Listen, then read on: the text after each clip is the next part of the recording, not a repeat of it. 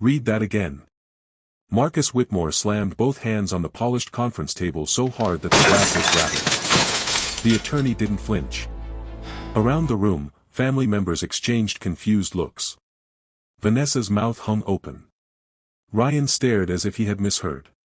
Attorney Helen Brooks adjusted her glasses and looked directly at the three siblings.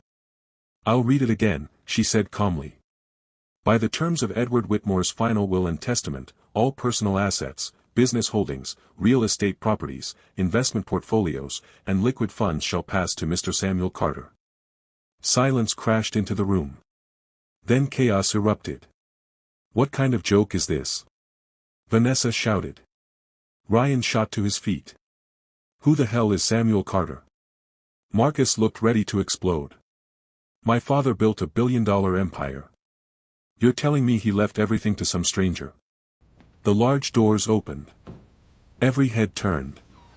A middle-aged man wearing a simple gray jacket stepped inside. He looked as uncomfortable as everyone else looked furious. Samuel Carter stopped near the entrance. "I was told to come," he said quietly. Vanessa laughed bitterly. "Oh, this is unbelievable." Marcus pointed at him. "You." Samuel blinked. "Me? What did you do to my father?" "I don't understand. You expect us to believe that?" Samuel looked genuinely confused. "I haven't seen Mr. Whitmore in years." "Liar," Ryan snapped. Helen raised her voice. "Enough." The room fell silent. Mr. Carter was summoned because Edward Whitmore specifically requested his presence during the reading of the will.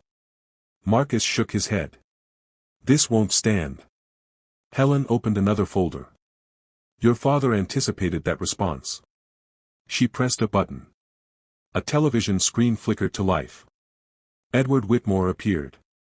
Though visibly older and weaker than most remembered, his eyes remained sharp. "If you're watching this," he said, "then I'm gone." The room grew still. Marcus folded his arms. Vanessa stared at the screen. Ryan clenched his jaw. Edward continued. "My children will be angry." "You got that right," Ryan muttered. Edward almost seemed to hear him. "They will demand explanations. They will assume I've been manipulated." Samuel looked down at the floor. "They will be wrong." Marcus scoffed. "Convenient." Edward's expression hardened. "If you're about to interrupt this recording, Marcus, don't." The room froze. Even Helen fought back a smile. For a moment, nobody spoke. Then Edward continued.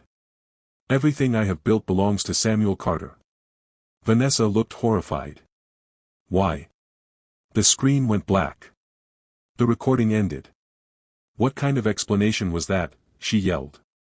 Marcus turned to Helen. "I'll challenge this before sunset."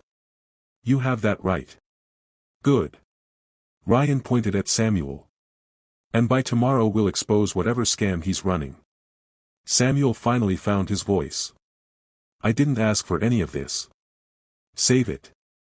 "I mean it." Marcus laughed. "Of course you do." Samuel's face tightened. "I came because your father's attorney called me. That's all." Nobody believed him. Within hours the story exploded across television, newspapers, and social media. "Billionaire leaves entire fortune to bus driver." The headline spread across the country. News vans parked outside Whitmore headquarters. Reporters camped outside Samuel's modest home. People debated non-stop. Some called Samuel a genius manipulator. Others called Edward a madman. Nobody understood the truth. Not even Samuel. The following morning, Marcus gathered Vanessa and Ryan inside the executive boardroom at company headquarters. "This ends now," he said. Vanessa nodded. "Agreed." Ryan tossed a newspaper onto the table. Samuel's picture stared back at them. "I hate seeing his face." Marcus leaned forward. "I hired investigators last night." Vanessa's eyes widened. "That fast?" "I don't intend to lose billions." Ryan grinned.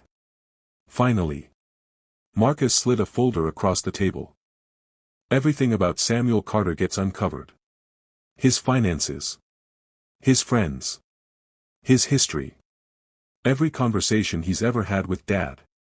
And if we find something, we destroy him. Meanwhile, Samuel sat alone in his small kitchen. The television blared with another news segment about him. He switched it off. The silence felt worse. A knock came at the door. His neighbor, Mrs. Jenkins, stepped inside. "You okay?" Samuel sighed. "Not really. I figured." She sat across from him. "You look terrified." "I am terrified. You inherited billions. That's exactly the problem." Mrs. Jenkins frowned. "Most people wouldn't complain." Samuel stared out the window. "You don't understand." "Then explain." He rubbed his forehead. "Edward Whitmore changed my life years ago." Her eyes narrowed. "You knew him?" "A little." "How little?" Samuel hesitated. Then he shook his head. "Not enough to explain this." Across town, the investigators were already working. By evening, Marcus received the first report. He opened it eagerly. Then frowned. "What?" Vanessa leaned closer. Marcus flipped through page after page. Ryan grew impatient. "Well?" Marcus looked confused. "This can't be right." "What can't?" "There are no luxury purchases." "So?" "No hidden accounts." Vanessa frowned. "And?" "No offshore money." Ryan rolled his eyes. "Get to the point." Marcus slowly lowered the papers. "He's clean." The room fell silent. Vanessa laughed nervously. "Impossible." "That's what I thought." Ryan snatched the report. Minutes passed. His confidence vanished with every page. "No debts." Marcus nodded. "No fraud. No lawsuits. Nothing." Vanessa crossed her arms. "Then dig deeper." Marcus stared out the window. His voice dropped. "Oh, I plan to." Because for the first time since the will was read, a thought entered his mind that he didn't want to consider. What if Samuel Carter hadn't stolen the fortune? What if their father had truly chosen him? And if that was true, then the answer might be far worse than any of them imagined. Marcus barely slept that night. The question kept replaying in his mind. What if Samuel Carter hadn't tricked their father? What if Edward Whitmore had willingly chosen him? The thought felt like an insult. By morning, Marcus had doubled the size of the investigation team. "I want everything," he told the lead investigator. "We're already searching." "Search harder. There may be nothing to find." Marcus leaned forward. "There is always something to find." Across town, Samuel arrived at work. The bus depot was surrounded by reporters. Microphones were shoved toward him before he even reached the entrance. "Mr. Carter, how does it feel to become a billionaire? Did you manipulate Edward Whitmore? Were you secretly related to him? Are you planning to take control of Whitmore Holdings?" Samuel pushed through the crowd. "No comment." "Mr. Carter." "No comment." Inside the depot, his co-workers stared. Some smiled. Some looked suspicious. Others seemed jealous. His supervisor approached. "You doing okay?" Samuel forced a smile. "I've had better weeks." "I can imagine." The supervisor hesitated. "People are talking." "I know. They don't know what to believe." "Neither do I." Meanwhile, Marcus received another call. The investigators had uncovered something. He immediately summoned Vanessa and Ryan. When they arrived, he tossed a file onto the table. "What is it?" Ryan asked. "A connection." Vanessa sat forward. "Finally." Marcus opened the folder. 22 years ago, Dad was involved in a serious car accident during a storm. Ryan frowned. "I remember hearing about that." Marcus nodded. The details were never public. Vanessa flipped through the documents. Then she froze. "Oh. What? This says Samuel was there." Ryan grabbed the file. He pulled Dad from the wreck. Apparently. The room fell silent. Well, Vanessa said eventually, there's our answer. Marcus shook his head. No. No. One rescue doesn't explain billions. Ryan nodded. He's right. Vanessa frowned. Then what does? Nobody had an answer. That afternoon, Samuel received an unexpected phone call. It was Helen Brooks. Mr. Carter. Yes. There's something Edward wanted you to have. Samuel sat upright. What is it? A recorded message. For me. Yes. When? Today. An hour later, Samuel sat across from Helen in her office. She pressed play. Edward appeared on the screen. For a moment, Samuel couldn't speak. He looked older than the man Samuel remembered. But the eyes were the same. Kind. Sharp. Observant. Hello, Samuel. Samuel swallowed hard. If you're watching this, then my children have probably declared war on you. Despite everything, Samuel laughed. Edward smiled. I thought so. His expression softened. You never liked attention. No, Samuel whispered. I know. Edward leaned closer. That's one of the reasons I trusted you. Samuel frowned. Trusted him. For years, I watched people change when money entered their lives. Edward paused. Most changed for the worse. The smile disappeared from Samuel's face. But you didn't. The video ended abruptly. Samuel stared at the blank screen. That can't be all. Helen sighed. It isn't. She opened a drawer and removed a thick notebook. What's that? Edward's personal journal. Samuel blinked. He kept a journal. For years. Helen slid it across the desk. He wanted you to read it after his death. Samuel slowly opened the first page. The handwriting was unmistakably Edward's. The first entry immediately caught his attention. Today I saw Samuel helping an elderly woman carry groceries in the rain. He didn't know anyone was watching. Samuel looked confused. He turned another page. Another entry. Paid for a stranger's medication. Refused recognition. Another. Worked an extra shift so a younger driver could attend his daughter's school event. Another. Spent Christmas delivering meals to shut-ins. Page after page. Year after year. Samuel stared in disbelief. He was watching me. Helen nodded. For a very long time. Why? Because you impressed him. Samuel shook his head. I was just living my life. Helen smiled sadly. Exactly. At the same moment, Marcus and his siblings were discovering something even more disturbing. The investigators had completed a deeper review. Marcus read the report first. His expression darkened. What now? Ryan asked. Marcus handed him the papers. Ryan scanned the pages. His confidence disappeared. Vanessa snatched the report. Then she understood. No. Marcus nodded. Yes. The report wasn't about Samuel. It was about them. Over the last decade, Edward had privately documented interactions with each of his children. Requests for money. Arguments. Threats. Manipulation. Missed birthdays. Ignored phone calls. Broken promises. Ryan threw the report onto the table. This is ridiculous. Is it? Marcus asked. Yes. Vanessa looked uncomfortable. Dad kept records. Apparently. Ryan paced across the room. He had no right. Marcus laughed bitterly. No right? Ryan stopped. Don't start. Do you know what's in here? Ryan said nothing. Marcus opened one page.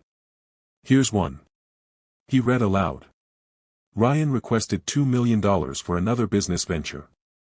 Became hostile when refused. Ryan looked away. Marcus flipped another page. Here's Vanessa. Vanessa crossed her arms. Don't. Marcus ignored her. Vanessa visited for 23 minutes. Spent 21 discussing money. Stop reading. Marcus turned another page. Then another. Then another. Each one hurt more than the last. Finally he closed the folder. The silence felt heavy. You know what's bothering me? He asked quietly. Neither sibling answered. Marcus looked at them. For years I thought Dad didn't understand us. Vanessa swallowed. Ryan avoided eye contact. Marcus shook his head. He understood us perfectly. That evening, Helen held a press conference. Reporters packed the room. Cameras pointed toward the stage. Questions flew instantly. Is the family contesting the will? Yes. Will Samuel keep the fortune? That remains to be seen. Why did Edward choose him? Helen paused. Then she revealed something nobody expected. Because Edward Whitmore believed character mattered more than blood. The room exploded with questions. But one reporter shouted louder than the others. Do you have proof? Helen looked directly into the cameras. Yes. And for the first time since Edward's death, fear crept into Marcus Whitmore's heart. Because he suddenly realized his father hadn't merely left behind a will. He had left behind evidence. And whatever that evidence contained had been powerful enough to convince a billionaire to give away everything he owned. To a man who had never asked for a single dollar. The lawsuit was filed the next morning. Every major news network covered it. Marcus stood on the courthouse steps beside Vanessa and Ryan. We intend to prove that our father's will does not reflect his true intentions, he told reporters. Across the crowd, Samuel watched silently. He looked exhausted. For weeks his life had felt like someone else's. The cameras followed his every move. Strangers judged him. Commentators debated him. Yet the one thing he wanted most was the one thing he could never have. An explanation. Inside the courtroom, the battle began. The Whitmore siblings arrived with an army of attorneys. Samuel sat beside Helen Brooks. The judge entered. Everyone stood. Then the argument started. Marcus's lead attorney painted a simple picture. A billionaire abandoned his own children and left everything to a bus driver. We believe outside influence played a role. Murmurs spread through the courtroom. Then Helen rose. Your Honor, Edward Whitmore anticipated this challenge years ago. She placed several boxes on a table. Every claim made by the plaintiffs will be answered by evidence. The judge nodded. Proceed. For hours, documents were presented. Financial records. Personal notes. Witness statements. Private correspondence. Nothing suggested manipulation. Nothing suggested fraud. Every attempt to discredit Samuel collapsed. Still, Marcus refused to give up. There has to be something, he whispered. Then Helen requested permission to play a final recording. The courtroom became silent. The screen flickered to life. Edward Whitmore appeared. Older. Frielier. But completely certain. If this video is being shown, he began, then my children have challenged my decision. Marcus looked away. Edward sighed. I hoped they wouldn't. He paused. But I knew they would. The room remained silent. Edward's eyes seemed fixed directly on his children. You believe this inheritance was about gratitude? He shook his head. It wasn't. Vanessa frowned. Ryan leaned forward. Marcus stared at the screen. You think I rewarded Samuel because he saved my life? Edward smiled faintly. That was only the beginning. The screen changed. Photographs appeared. Samuel helping an elderly man cross a street. Samuel repairing a neighbor's fence. Samuel carrying food into a shelter. Samuel assisting a stranded family. Image after image filled the courtroom. None had been staged. Most were taken without Samuel's knowledge. Edward's voice continued. For 22 years, I watched him. Gasps spread through the room. Samuel himself looked stunned. Edward continued. I watched because I wanted to know whether the man who saved my life was truly as selfless as he appeared. The photographs continued. Every year he gave more than he received. Another photograph appeared. He helped people who could never repay him. Another. He chose kindness when nobody was watching. Another. He remained humble when life gave him every reason to become bitter. Then the screen changed again. This time the images showed the Whitmore family. Arguments. Emails. Financial requests. Business disputes. Missed visits. Ignored calls. The contrast was devastating. Marcus felt his stomach drop. Edward's voice became heavier. My children inherited opportunity. Nobody moved. They inherited education. Silence. They inherited connections. The room felt frozen. They inherited wealth. Edward looked down briefly before raising his eyes again. Yet somehow they convinced themselves they were entitled to more. Vanessa began crying. Ryan stared at the floor.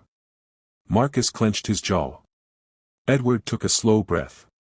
Samuel inherited none of those advantages. Then came the final revelation. 1 year after Samuel saved my life, his wife became critically ill. Samuel's eyes widened. He had never told Edward that. The courtroom listened closely. Doctors recommended treatment he could not afford. Samuel looked confused. Edward smiled sadly. He prepared to sell everything he owned. Helen lowered her head. She already knew what was coming. I paid the bills. The courtroom erupted. The judge demanded order. Samuel looked completely shocked. What? His voice barely emerged.